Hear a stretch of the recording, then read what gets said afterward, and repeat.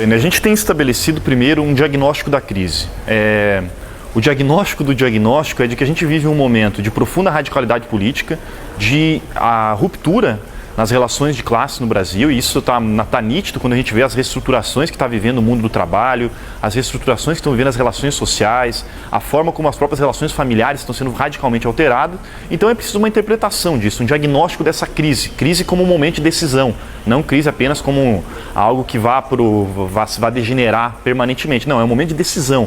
E a partir disso a gente estabeleceu um ciclo de formação com vários aspectos, né, que abordam esse diagnóstico da crise. Então, falar sobre o movimento sindical, sobre as formas de organização da classe trabalhadora, falar sobre a Revolução Brasileira, sobre a herança histórica do debate sobre a Revolução Brasileira, falar sobre as teorias burguesas que impedem o avanço da Revolução Brasileira, inclusive dentro da própria esquerda, e falar sobre a própria dinâmica da crítica da economia política, de como o Brasil está nessa posição. Então, com base nesse ciclo que a gente montou como Revolução Brasileira, a gente está rodando o Brasil, né, e está inclusive estimulando todos aqueles que queiram realizar o ciclo da Revolução Brasileira, que entrem em contato com os camaradas da Revolução Brasileira que estão por todo o Brasil, formando células, formando núcleos, né, discutindo a Revolução Brasileira, e não apenas para participar do curso, mas para também entender que o curso é uma apresentação, não é um corpo formado. Ele é uma apresentação da temática para que a gente produza, para que haja uma produção de massa sobre a Revolução Brasileira. O número de intelectuais no Brasil hoje é gigantesco. As pessoas estão pensando o Brasil, estão produzindo sobre o Brasil, numa dinâmica que tem que romper com a produção universitária e avançar para uma produção militante, uma produção comprometida com a Revolução Brasileira. É disso que se trata o ciclo. Então, se você quiser, se quem estiver assistindo quiser montar o ciclo da Revolução Brasileira, hoje ele contém quatro etapas, mas está se ampliando para abarcar outros aspectos, como a questão da cultura nacional, né, outras questões muito importantes que ainda não são... Comunicação, a história das próprias revoluções também, Revolução Cubana, Revolução Mexicana, Revoluções Latino-Americanas, importantíssimas para entender o processo brasileiro, e nessa toada que a gente está compondo nesse esforço crítico, né, esforço de interpretação, porque sem teoria a gente vai continuar vivendo esse cenário que é um certo lusco-fusco na realidade brasileira, onde há uma disposição de luta, há uma massificação das lutas, mas não há um caminho.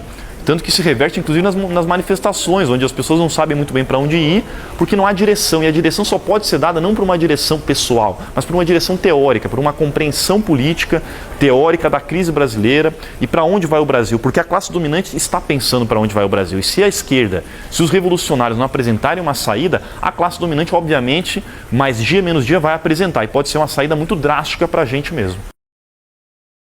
Não é um processo meramente teórico, meramente acadêmico. Pelo contrário, são intelectuais militantes e há um processo de constituição de ampla militância. Hoje nós rodamos o Brasil, discussões teóricas profundas com o movimento sindical, com o movimento popular, com entidades, por exemplo, palestras em universidades privadas, onde uma massa de trabalhadores escutando o que a gente tem a dizer, né, debatendo, criando instrumentos de comunicação que tentam abranger a massa com a dificuldade que isso é, mas há um trabalho militante, há um trabalho de organizativo, militante, constituição de células, disputa das institucionalidades presentes, tendo em vista que não estamos ainda num momento de ruptura total com a institucionalidade burguesa, mas sim de apontamento para isso. Então, disputa dentro do partido, né, não para disputar o partido como uma mera disputa de correntes, mas para disputar uma teoria sobre o partido, porque o partido é isso, o partido é aquele que apresenta uma direção para a sociedade. Essa sociedade que está vivendo um caos completo, porque não consegue